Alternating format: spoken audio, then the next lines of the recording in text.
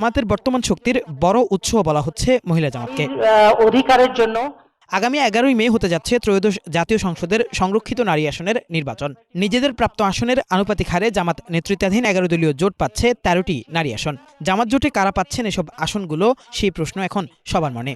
So we are not against women's participation. জাতীয় সংসদে প্রতি 6টি আসনের বিপরীতে একটি করে নারী আসন পেয়ে থাকে দলগুলো। সেই হিসেবে জামাত জোটের পাওয়া 13টি আসনের মধ্যে 12টি জামাতে ইসলামী এবং একটি পাবে এনসিপি। দলীয় সূত্র বলছে ইতোমধ্যে মহিলা জামাতের পক্ষ থেকে দলের আমিরের কাছে 12 জন নারীর একটি তালিকা পাঠানো হয়েছে।